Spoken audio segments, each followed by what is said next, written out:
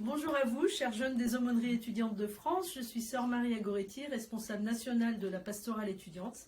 Et je suis heureuse de vous retrouver aujourd'hui grâce à ces petites vidéos capsules d'espérance. Alors, par cette petite vidéo, je vous rejoins pour pouvoir vous parler de l'espérance et particulièrement pour vous proposer un trek espérance. Attention, c'est parti.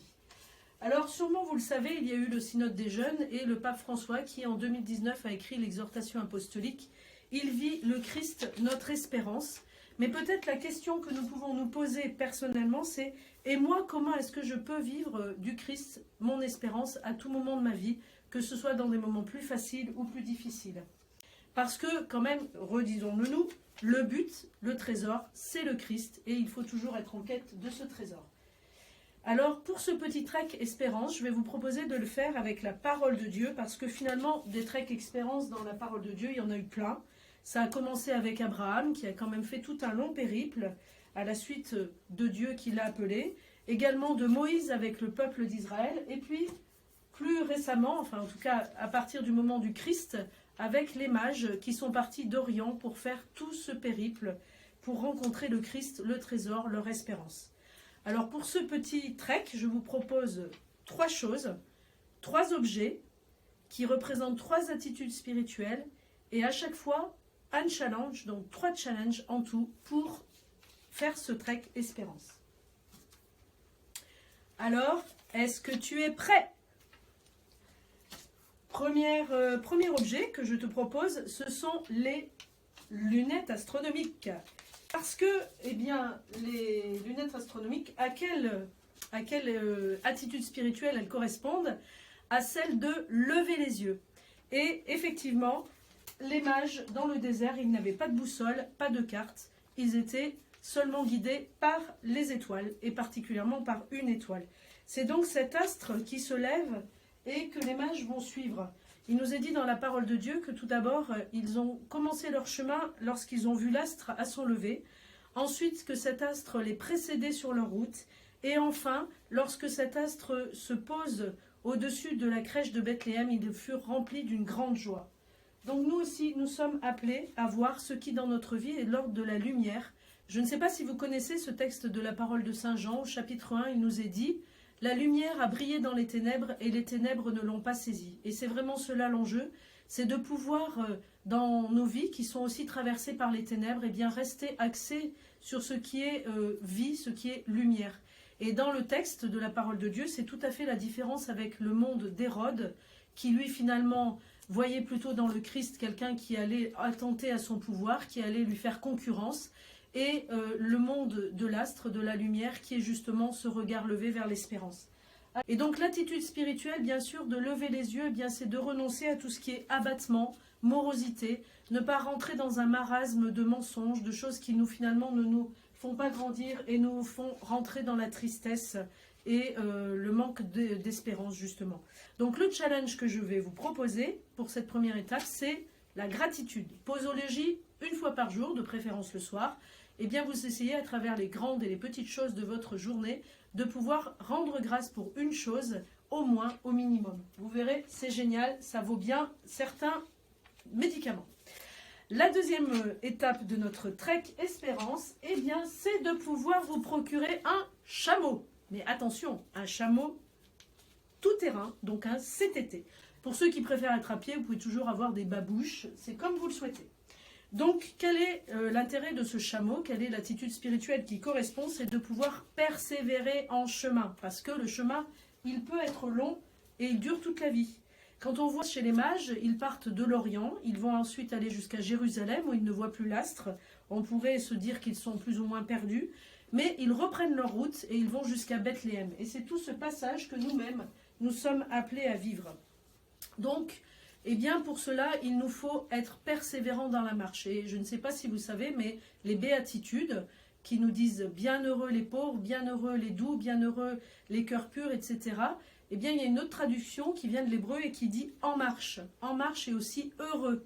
Eh bien, si nous-mêmes, nous sommes en marche et nous sommes vraiment dans cette joie vraie, nous sommes dans une joie profonde qui n'est pas simplement une exaltation du moment, mais qui va nous permettre de traverser aussi ce qui est plus difficile. Alors, le bon Dieu, il nous connaît bien. Il sait très bien que dans cette marche, on peut être arrêté, on peut tomber, on peut ralentir, on peut revenir en arrière. Mais c'est pas grave, il fait avec tout cela. Et justement, le bon Dieu nous rejoint même dans nos détours. Et pour cela, il y a un texte que vous pouvez aussi méditer. C'est à l'autre bout de l'évangile.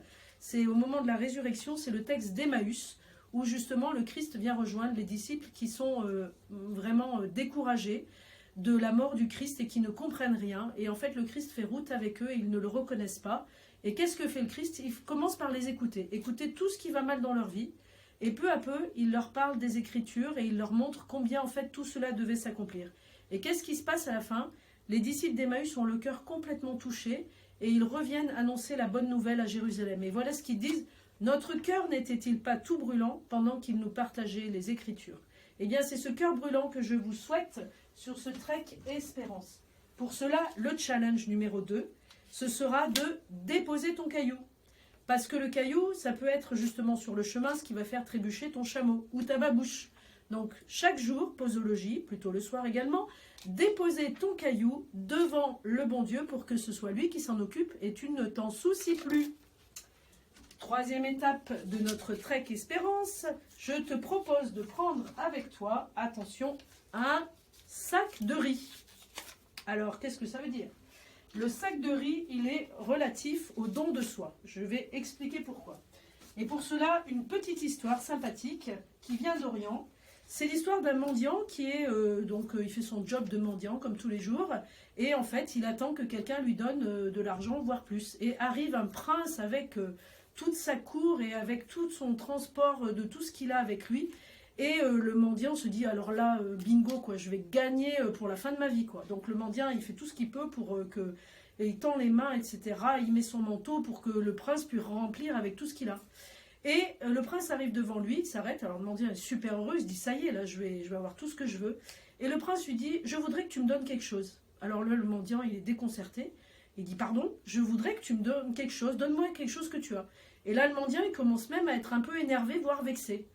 Et en même temps, comme il est un peu désemparé, eh bien, il cherche dans sa poche, il a un petit sac de riz, et il sort un grain de riz, et il le dépose dans la main du prince. Le prince le remercie avec beaucoup de gratitude, et il repart. Et franchement, notre mendiant, il est plutôt dégoûté et désemparé. Alors, qu'est-ce qu'il fait? Eh bien, il rentre chez lui, et il se dit, bah, c'est plutôt une journée foutue, quoi. Et le soir, donc, il prend son grain de riz, son sac de riz, et il va préparer son repas du soir. Et qu'est-ce qu'il découvre dans son sac? Un grain de riz en or. Alors bien sûr, qu'est-ce qu'on se dit? Notre cher mendiant, il aurait mieux fait de donner tout son sac. Alors qu'est-ce que ça veut dire pour nous?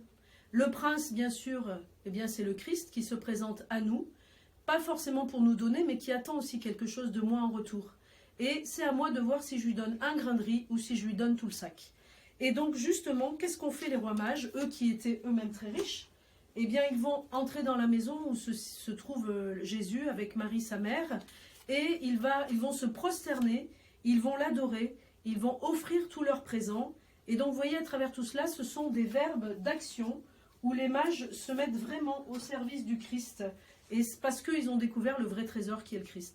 Alors, pour aller avec cette parole, eh bien, il y a une parole du Deutéronome que j'aime beaucoup, qui est justement de nous apprendre à choisir. Et cette parole nous dit, je te présente deux chemins, un qui mène vers la mort, un qui mène vers la vie. Choisis donc la vie. Et peut-être à travers ces actions toutes simples que nous pouvons faire, nous pouvons choisir la vie. Et c'est pour ça que je vais petit à petit vers mon troisième challenge, qui sera justement, eh bien plutôt que de fuir dans le virtuel par exemple, de choisir la relation vraie.